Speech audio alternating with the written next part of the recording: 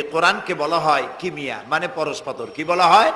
পরশ পাথর। পরশ পাথরের খাসিয়াত কি? সেটা হলো এর সাথে যদি লোহা লাগে লোহা সোনা হয়ে যায়, যদি পাথর লাগে পাথর ডায়মন্ড হয়ে যায়। সুবহানাল্লাহ, সুবহানাল্লাহ। এই কোরআন হযরত ওমরকে কোথা থেকে কোথায় নিলেন ইতিহাসের পাতা থেকে আপনাদের শোনাই। হযরত ওমর রাদিয়াল্লাহু তাআলা আনহু তখন মুসলিম জাহানের খলিফা, আমিরুল মুমিনিন, খলিফাতুল মুসলিমিন। সেই সময় হযরত আলী রাদিয়াল্লাহু তাআলা আনহু তিনি স্বপ্নে দেখছেন যেন তিনি রাসূলুল্লাহ সাল্লাল্লাহু আলাইহি সাল্লামের পেছনে ফজরের নামাজ আদায় করছেন। ফজরের নামাজ আদায় করে রাসূলুল্লাহর আদত ছিল এই যে পেছনের দিকে ফিরে বসতেন আর মাসনুন দোয়াগুলি রাসূলুল্লাহ দোয়া পড়তেন, সেই দোয়াগুলি সাহাবীরাও পড়তেন, রাসূলের শেখানো দোয়া। হযরত আলী ওই দোয়াগুলি পড়ে মসজিদ থেকে বেরিয়ে গেছেন। গেটের কাছে গিয়ে দেখেন যে একটা বুড়ি দাঁড়ানো আর হাতে একটা পাত্র ভরা খোরমা। বুড়ি বলছেন, আলী তুমি মসজিদের মধ্যে আবার ঢোকো, এই পাত্র ভরা খোরমাগুলি নিয়ে রাসূলের কাছে গিয়ে বলো যে এটি আমার, আমি একটা বুড়ি মেয়ে লোক, আমার নতুন বাগানের খোরমা, এটা যেন রাসূলুল্লাহ নিজে খান এবং সাহাবায়ে কেরামদের মধ্যে যেন ডিস্ট্রিবিউট করে দেন, তাতে করে আমার বাগানে খোরমায় বরকত হবে। হযরত আলী খোরমার পাত্র নিয়ে ঢুকলেন মসজিদে নববীর মধ্যে। রাসূলুল্লাহকে গিয়ে ঘটনা বললেন। নবী করিম সাল্লাল্লাহু আলাইহি সাল্লাম খোরমার পাত্র হাতে নিয়ে একটা খোরমা হযরত আলীর মুখের মধ্যে দিয়ে দিলেন। হযরত আলী রাসূলের দেওয়া খোরমাটি চিবোচ্ছিলেন। ইত্তাবসারে মসজিদে ফজরের নামাজের আজান হয়ে গেল। আজানে হযরত আলীর ঘুম ভাঙলো, কিন্তু রাসূলের দেওয়া খোরমার স্বাদ হযরত আলীর মুখের মধ্যে তখনও ছিল। হযরত আলী তাড়াতাড়ি করে উযু করলেন, মসজিদে নববীর মধ্যে ঢুকলেন। যে দেখেন ইমামের মুসাল্লায় কে দাঁড়ানো? হযরত ওমর দাঁড়ানো। নামাজ শেষ করে হযরত ওমর পিছনের দিকে ফিরেছেন, মাসনুন দোয়াগুলি পড়ছেন। হযরত আলী দোয়াগুলি পড়ে বেরিয়ে গেছেন সকলের আগে।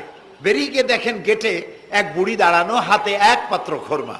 বুড়ি বলছেন, আলী এই খোরমাগুলি নিয়ে তুমি ভিতরে আবার ঢোকো, আমিরুল মুমিনিনকে বলো এগুলি আমার নতুন বাগানের খোরমা, তিনি খাবেন আর রাসূলুল্লাহর সাহাবীদের খাওয়াবেন, তাতে করে আমার নতুন বাগানের খোরমায় বরকত হয়ে যাবে। হযরত আলী দেখলেন স্বপ্নে যা দেখলাম তাই সাথে সাথে খাটিয়ে গেল, আশ্চর্য কথা। তিনি ভিতরে ঢুকলেন, হযরত ওমরকে পাত্রটা দিয়া ঘটনা শোনালেন। হযরত ওমর পাত্রটা হাতে নিয়ে একটা খোরমা হাত দিয়া উঠাইয়া হযরত আলীর মুখের মধ্যে দিলেন। হযরত আলী খোরমা চিবোচ্ছেন আর এক পর্যায়ে গিয়ে বললেন, ইয়া ওমর জিদনি তামরাতান ওখরা, হে ওমর তুমি আমাকে আর একটা খোরমা দাও, এ তো খুব ভালো জাতের খোরমা, খুব লজিজ, খুব মিষ্টি, তুমি আমাকে আর একটা দাও। যদি আমারে একটার বেশি খোরমা দাও তো খোরমায় কম পড়বে না, পাত্রে যা আছে সবাই পাবে, দাও না আমাকে আর একটা। হযরত ওমর রাদিয়াল্লাহু তাআলা আনহু বলছেন, ইয়া আলী লাউ আন্না রাসূলুল্লাহ সাল্লাল্লাহু আলাইহি ওয়াসাল্লাম যাদাক লাজিদনাক। ও আলী স্বপ্নের ভিতরে রাসূলুল্লাহ যদি তোমাকে একটার বেশি খোরমা দিতেন আমিও তোমার একটার বেশি খোরমা দিতাম। হযরত আলীর চোখ গেছে ছানা বড় হয়ে। তিনি জিজ্ঞেস করছেন, ইয়া ওমর আহিয়া রুইয়া রাইতাহা আম হিয়া গায়বুন আমিত্তালাত আলাই। হে ওমর এটা কি তুমি আমার মতো স্বপ্নে দেখেছো না গায়েব থেকে তোমাকে জানানো হলো? তুমি কেমনে বুঝলা যে স্বপ্নের ভিতরে রাসূলুল্লাহ আমাকে একটা খোরমা দিয়েছিলেন? হযরত ওমর বলছেন, ইয়া আলী ওয়াল্লাহি মা হিয়া রুইয়া ওয়ালা গায়ব। হে আলী এটা স্বপ্ন নয় আর এটা আমাকে গায়েব থেকেও জানানো হয়নি। আসল ব্যাপার কি জানো? ওয়ালাকিন্নাল মুমিনা ইযা আখলাসা কলবাহু ইয়ারা বিনুরিল্লাহ। আসল কথা হলো একজন মানুষ যখন আল্লাহর খাঁটি গোলামে পরিণত হয়ে যায় তখন সে আল্লাহর সাহায্যেই দেখতে পায়। এখন দেখুন হযরত ওমর কোথায় ছিলেন আর আল্লাহ তাকে কোথায় এনে দিলেন। রাসূলুল্লাহ বলেছেন, লা নবিয়্যা বা'দি ওয়ালা রাসূলা, আমার পরে নবীও হবে না রাসূলও হবে না, কিন্তু আমার পরে যদি কেউ নবী হতেন আল্লাহ তাআলা ওমরকে নবী বানাই দিতেন। সুবহানাল্লাহি বিহামদি। এই হযরত ওমরকে অধপতনের অতল তলদেশ থেকে উঠাইয়া বিশ্বের দরবারে সর্বকালের জন্য পরিচিত করায় দিল যে জিনিস, তার নাম হচ্ছে এই কোরআন। নাম কি? কোরআন। আমরা যদি আমাদের ভাগ্যের পরিবর্তন চাই, আমরা কি ভাগ্যের পরিবর্তন চাই? বলেন চাই? ভাগ্যের যদি পরিবর্তন চাই তাহলে কোরআনের কারিমের কাছে আসতে হবে। কোরআনই পারে আমাদের ভাগ্যকে পরিবর্তন করে দিতে। নবী করিম সাল্লাল্লাহু আলাইহি সাল্লাম বলেছেন, এটা হচ্ছে সেই কোরআন, এই কোরআন নিয়ে যখন আমি জেনেদের সামনে কোরআন তেলাওয়াত করেছি, তখন জেনেরা একথা না বলে পারে নাই, ইন্না সামি'না কুরআনান আজাবা, আমরা একটা আশ্চর্য ধরনের কোরআন শুনেছি। আল্লাহর নবী বলেন, জেনেরা আমার মুখে যখন তেলাওয়াত শুনল, তারা বলল, ইন্না সামি'না কুরআনান আজাবা, আমরা এক আশ্চর্য ধরনের কোরআন শুনেছি। ইয়াহদি ইলার রুশদ ফাআমান্না বিহি, এমন কোরআন শুনলাম যে কোরআন আমাদেরকে সত্যের পথ দেখায়। আর কোরআন যখন শুনলাম, আল্লাহর নবী বলেন, জেনেরা ঈমান আনলো আর তারা পড়ে নিল লা ইলাহা ইল্লাল্লাহু মুহাম্মাদুর রাসূলুল্লাহ। সবাই পড়েন লা ইলাহা ইল্লাল্লাহ, লা ইলাহা লা ইলাহা লা ইলাহা ইল্লাল্লাহ, লা ইলাহা ইল্লাল্লাহ,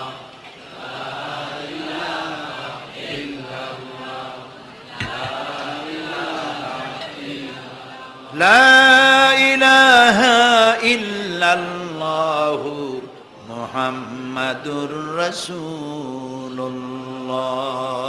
রাসূলুল্লাহ বললেন, মান ক্বালা বিহি সাদাকা, এই কোরআন থেকে যে কথা বলে কেবলমাত্র সেই সত্য কথা বলে। সুবহানাল্লাহ।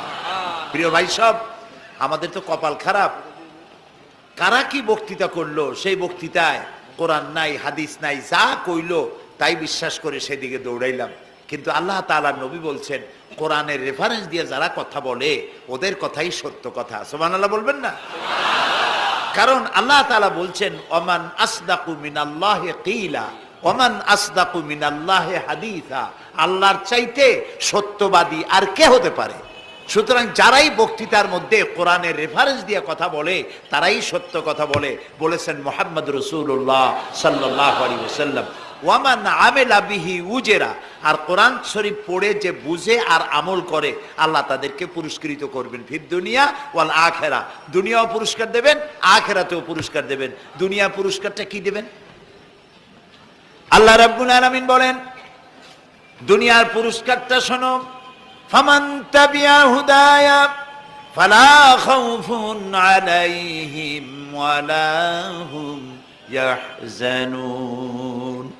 যারা এই কোরআনকে মেনে চলবে, কোরআনের অনুসরণ যারা করবে, এর আইন কানুনকে মেনে যারা চলবে, ওদের জন্য কোনো ভয় নাই, ওদের জন্য কোনো চিন্তা নাই। এই ওয়াদা কার? কার ওয়াদা? আল্লাহর ওয়াদা কখনো মিছা হয়? কোনো দিন না। আল্লাহ কোনোদিন ওয়াদা ভঙ্গ করেন? কখনো নয়। তিনি বলছেন, কোরআন যদি মেনে চলো পৃথিবীতে শান্তি পাইবা। দুই রকমের, একটা হলো পৃথিবীতে তোমাদের কোনো চিন্তা থাকবে না, ভয় থাকবে না। চিন্তা থাকবে না কিসের? চিন্তা হয় মানুষের খাওয়া পড়া, শিক্ষা, চিকিৎসা, বাসস্থান, এগুলির চিন্তা হয়। কোরআনের শাসন যদি চালু হয়, ওই যে স্লোগান একটু আগে আপনারা শুনলেন, আল্লাহর আইন চাই আর কি চাই? মুখস্থ হয়েছে না এটা? বলেন না কি চাই? সৎলোকের শাসন চাই। এখন আল্লাহর আইন কোনটা? এই যে কোরআন। কোরআনের আইন যদি হয় আর সৎ লোক যদি ক্ষমতায় থাকে আর কোরআনের আইন যদি চালু হয়, চুরি, ডাকাতি, জেনা, ব্যভিচার, হত্যা, ধর্ষণ ওই সমাজে থাকবে না। সুবহানাল্লাহ কোন। এই যে আমাদেরকে আজ এই কোন দেশ আমাদেরকে সন্ত্রাসী বলে, আসলে ওরা হলো সন্ত্রাসের দাদা।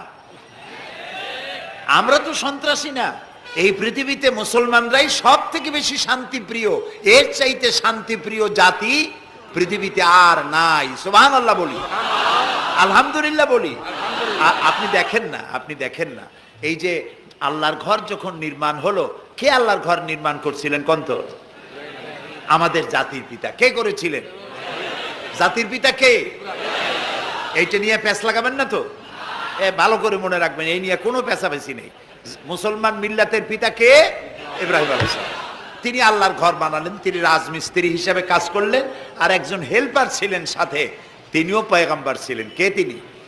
ইসমাইল আলাইহিস সালাম। বাপ বেটা দুজনে মিলে আল্লাহর ঘর নির্মাণ করে ফেললেন। আর এরপরে তারা দোয়া করলেন। হযরত ইব্রাহিম আলাইহিস সালাম দোয়া করলেন, রব্বি জাল হাযাল বালাদা আমিনান, আয় আল্লাহ তাআলা তুমি এই শহরকে নিরাপত্তার শহর বানাও। নিরাপত্তা হচ্ছে সন্ত্রাসের বিপরীত কথা। আল্লাহ তুমি এই শহরকে নিরাপত্তার শহর বানাও। আল্লাহ কি দোয়া কবুল করছিলেন না করেন নাই? সাথে সাথেই দোয়া কবুল করেছেন আল্লাহ তাআলা। আল্লাহ তাআলা বলেছেন, ওমান দাখালাহু কানা আমিনান, যেই প্রবেশ করবে আমার এই পবিত্র শহরে আমি তাকে নিরাপত্তা প্রদান করব। সুবহানাল্লাহ। আজ আমাদেরকে সন্ত্রাসী যারা বলে, তারা দেখুক কোরআনের সব আইন সৌদি আরবিয়ায় নাই। আপনারা বলেন তো, পৃথিবীতে অপরাধ প্রবণতা, করাপশন, ক্রাইম পৃথিবীতে সব থেকে কম হয় কোন দেশে? কোন দেশে?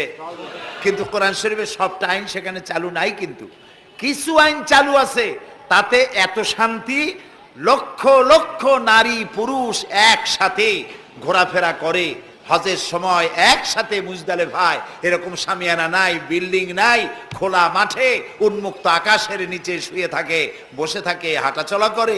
১৫০০ বছরের ইতিহাসে নাই যে কোনো নারী সেখান থেকে লাঞ্ছিতা হয়েছে, অপমানিতা হয়েছে। সুবহানাল্লাহ বলবেন না? এটা কোরআন শরীফ। এটা কি? আল্লাহ তাআলা এখানে বলছেন, আওয়ালাম ইয়ারাও আন্না জাআলনা হারামান আমিনান, তোমরা কি দেখতে পাও না যে আমি এই শহরকে কিভাবে নিরাপত্তার শহর বানিয়েছি?